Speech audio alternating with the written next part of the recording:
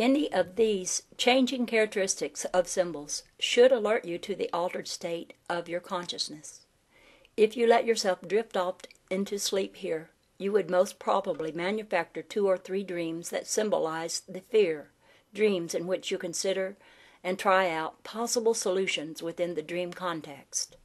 The job situation might never appear as such within any of the dreams, of course. Still, to the unconscious, the problem has been set and given.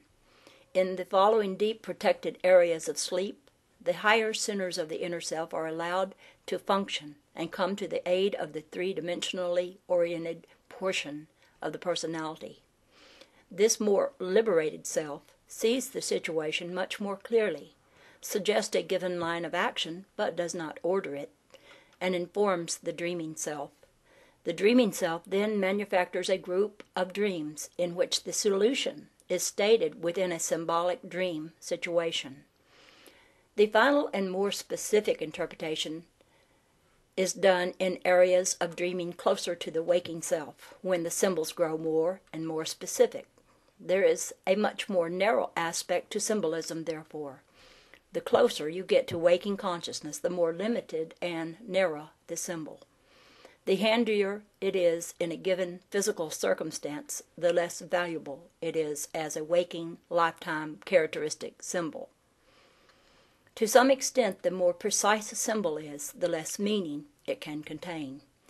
In the most important dream work done in the deep, protected sleep periods, the symbols are powerful enough, and yet condensed enough, so that they can be broken down, used in a series of seemingly unrelated dreams as connectives, retain their original strength, and still appear in different guises, becoming in each succeeding dream layer more and more specific. Now, even as you go about your day, your consciousness fluctuates, and you can catch yourself symbolizing in these different ways if you get in the habit of observing but not interpreting the state of your mind. Each physical event that has happened to you is filed away within your psyche as a definite group of symbols. These do not represent the experience, they contain the experience. These represent your personal symbol bank as far as your present life is concerned. There is a great unity between your daytime symbols and your dreaming ones. In a miraculous shorthand, many symbols carry the burden of far more than one experience, of course, and one symbol will therefore evoke not only one given experience, but similar ones. Personal association, therefore, is highly involved with your personal bank of symbols, and it operates in the dream states precisely as in waking life, but with greater freedom, and drawing from the future in your terms as well as from the past. Therefore, you have greater use of symbolism in the dream state, for you are aware of past and future symbols. These vary in intensity, often they cluster together. Such multidimensional symbols will appear then in many ways, not simply visually. They will affect not only your own physical reality, but all realities in which you are involved. In a manner of speaking, the symbols that you know are but the tail end of greater symbols. Resume dictation. When I referred to your personal bank of symbols, I meant to specify that this bank was yours from the day of your birth and before. It contained the symbols of your past existences in your terms, and in your terms you add to it in this life. This bank of symbols must be activated, however. For example, you have visual images when you were born, internal visual images, symbols that are activated the moment you open your eyes for the first time. They serve you as learning mechanisms.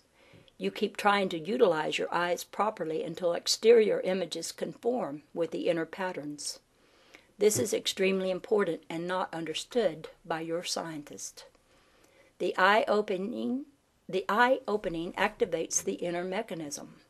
If there is something wrong physically with the eyes, if they are blind, for example, then that particular mechanism is not activated at that time. The personality may have chosen to be born blind for his own reasons. If those reasons change, or if inner psychic developments occur, Then the physical eyes will be healed and the inner mechanism activated. There are endless varieties of behavior along these lines. The inner banks of symbols, however, operate as a drawing account, latent unless you take advantage of them. You think before you learn language, as I mentioned earlier in this book, but you already have at your psychic fingertips past experiences from other lifetimes to guide you. Those who are born into the same nationality, say twice consecutively, learn to speak much quicker the second time around. Some infants will think in the language of a past life before the new language is learned. All of this has to do with the use of symbols. Sound is itself a symbol. You understand that from a given point of silence, sound begins and grows louder. What you do not understand is that from that given point of silence, which is your point of non-perception, sounds also began that grow deeper and deeper into silence, yet still have meaning and as much variety as the sounds that you know. And these are also symbols. The thought unspoken has a sound that you do not hear, but that is very audible at another level of reality and perception. Trees as they stand are a sound that, again, you do not perceive. In your dreams, and particularly beyond those dreams that you recall, are areas of consciousness in which these sounds are automatically perceived and translated into visual images. They operate as a sort of shorthand. Given certain sounds, you would recreate your universe as you know it unconsciously, and any one multidimensional symbol can contain all the reality that you know. Physically,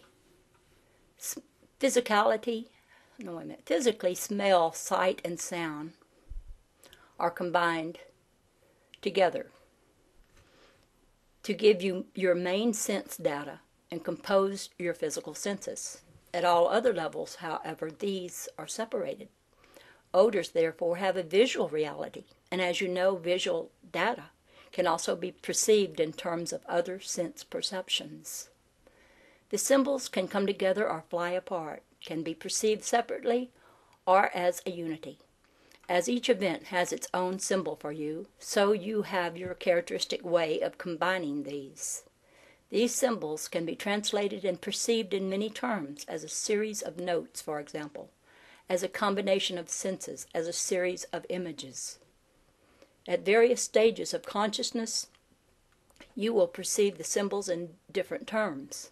The multidimensional symbol in its entirety, then, has a reality in other states of consciousness, but also at other levels of reality entirely.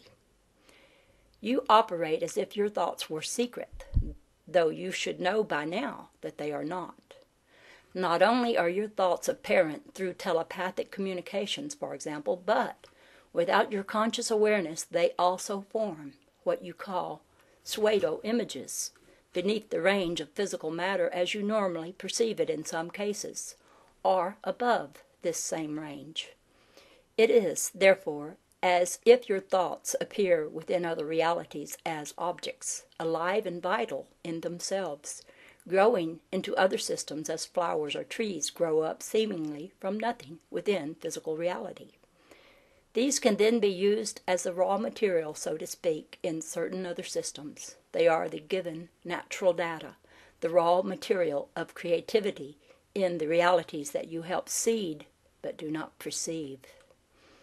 In this manner of speaking, your thoughts then follow laws, their behavior follows laws, and their activities that you do not understand, though you call your thoughts your own. They are then manipulated independently of you by other kinds of consciousness as ever-changing natural phenomena. The native consciousness within such systems is not aware of the origin of this phenomena, nor of your own reality. They take the evidence that appears to their senses as reality, as most of you do. It would not occur to them that this phenomena originated outside of their own system. If I were to make the same statement, for example, to any of my readers, I would be accused of saying that physical reality was composed of the discards of the universe.